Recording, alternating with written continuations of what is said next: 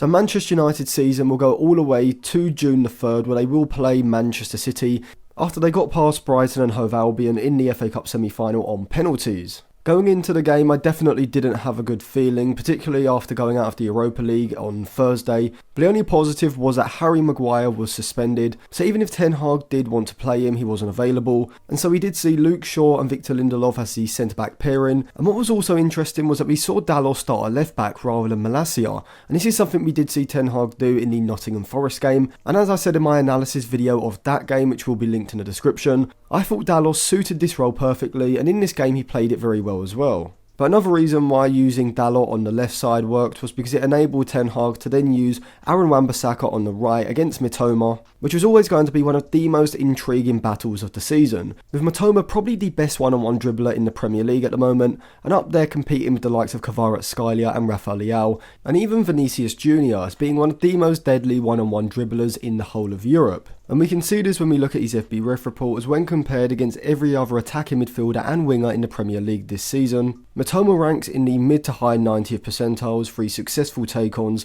progressive carries, carries into the final third, and his carries into the penalty area. And so if United were going to nullify Brighton's attack, it was almost essential that Wan-Bissaka won the battle against Mitoma on Brighton's left flank. Now I am going to do a separate video where I analyse in more depth why Aaron Wan-Bissaka is the perfect 1v1 specialist. So subscribe to the channel and click the bell so you do get notified when that video comes out. But before we come on to the roles that both of United's fullbacks played, the most pressing issue going into this game was the question of how Ten Hag was going to set up Manchester United in order to effectively stop Di Zerbi's side being able to play through the centre of the midfield. Brighton build out under pressure under one of the most interesting and effective methods. They essentially invite the opposition to press them, and they do this by almost enticing them into the press, with one of the centre-backs holding on to the ball in a very central position, and sometimes even putting their studs on the ball. When United's front man in their 4-1-4-1 defensive shape would move to apply the pressure, this would act as a trigger for Brighton to up the tempo of their possession play,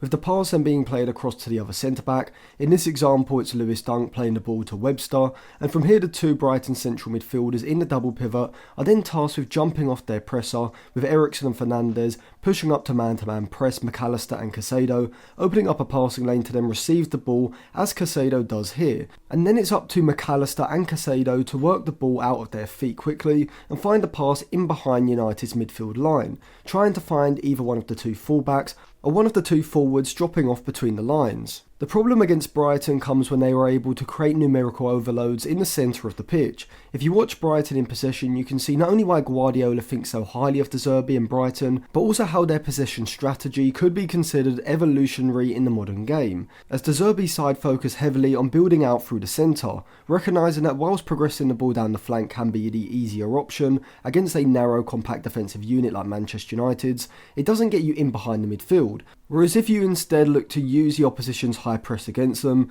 you can take the braver option of looking to play out through the pressure, encouraging the opposition to commit as many players forward to the press as possible, and Brighton do this by dropping more of their players into deeper positions. So if the opposition do wish to man press, more of their players are going to have to push up the pitch, giving more space further up the pitch for them Brighton to exploit. And this is exactly why Brighton use a 2-4 build-up shape rather than a 2-3 or even a 3-2 shape that we see the likes of Arsenal, City and even United at some points use as well. When the opposition commit more men forward to the press, this then leaves space in behind the midfield, and so De Zerbi was using a front two of Enciso and Welbeck who would drop off from the forward line into this space, making them the targets for McAllister and Caicedo when they would receive the ball for the centre-backs. And the reason this causes so many problems is because Brighton's front two start high, basically allowing the centre-backs to begin to mark them, but then they both drop off at the same time, and leaving Brighton temporarily with no one in the centre-forward position, and this forces the opposition to either continue their man-to-man press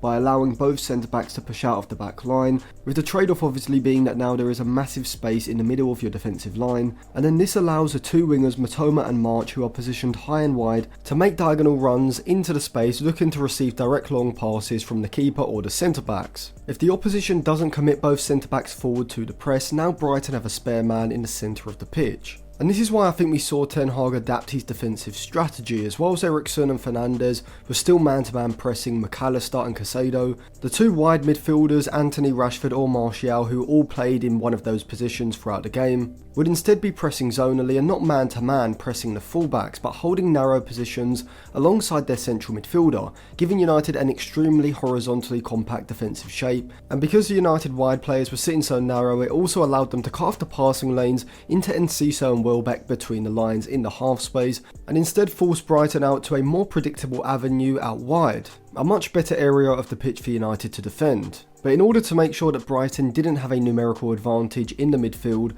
Casemiro would drop over to the right side to mark Enciso when he would drop off, with Luke Shaw pushing up from the back line to follow Danny Welbeck, which then allowed Lindelof to hold a deeper position as the free man in the back line. But in order for United to retain vertical compactness and stop spaces appearing between the lines, Ten Hag had to sacrifice a press higher up the pitch, as if United were to go man-to-man in the build-up phase. With Brighton having 4 players positioned high up the pitch, this would likely result in the Brighton fullbacks becoming the outlets in the press, with Matoma and Solly March sitting high and wide. Wan-Bissaka and Dalot wouldn't be able to simply push out and apply pressure to Estupiñán or Gross when they receive the ball, and so especially in a semi-final where United don't have to go out and dominate the game, United were definitely a lot better suited to using a more conservative defensive approach. But also in the middle third, by having one of your central midfielders in Casemiro sitting deeper and the wide players not being close enough to the Brighton fullbacks because of their narrow positioning, this meant that United were always going to struggle to press aggressively and effectively, particularly against this Brighton side who can play 1 and 2 touch quick passes through even the most organised man-to-man presses.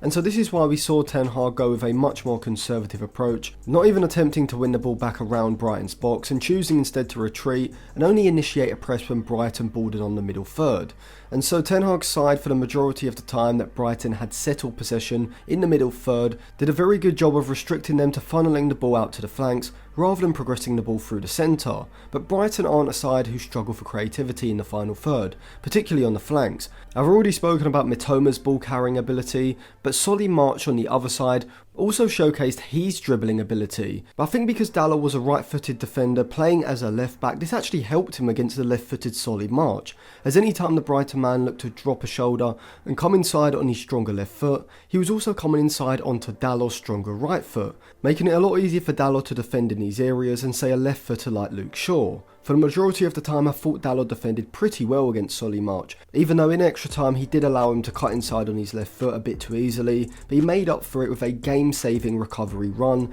and it actually came from Brighton playing through the centre of the pitch. We see here that Caicedo has managed to receive the ball and turn under pressure, as he did multiple times in this game, and it was a major reason why he was a man of the match. And here he shows he's much more than just a ball-winning midfielder, as he's able to play a midfield splitting pass, taking the United midfield out of the game, and releasing Pascal Gross in front of the United back line, with Luke Shaw pushing out too late to stop Gross. And as the ball gets moved on, you can see here that Luke Shaw is ball watching, and at this stage of play he hasn't recovered his defensive position. And so you can see here the substitute striker for Brighton, Dennis Undav, is able to get goal side and move into the space that Shaw has vacated. Dalot, the left back, has now got to account for Solly March on his outside, but also Undav on his inside, and he does this exceptionally, coming across very narrow. And so when Estupiñán feeds the through ball into Undav, which would have effectively set him free on goal in a 1v1, Dalot is close enough in proximity to come across and make the clearance in an excellent piece of defensive positioning.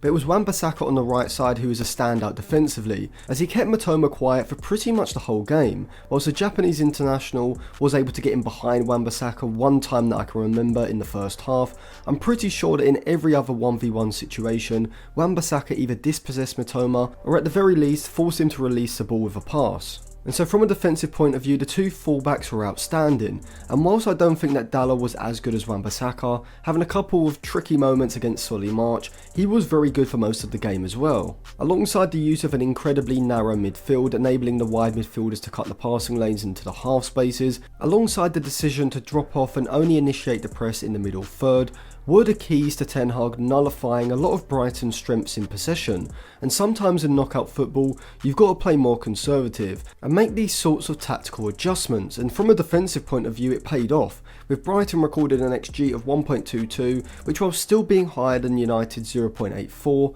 still shows that United were able to restrict Brighton's attack, which was ultimately the reason why they were able to take it to penalties and win the game.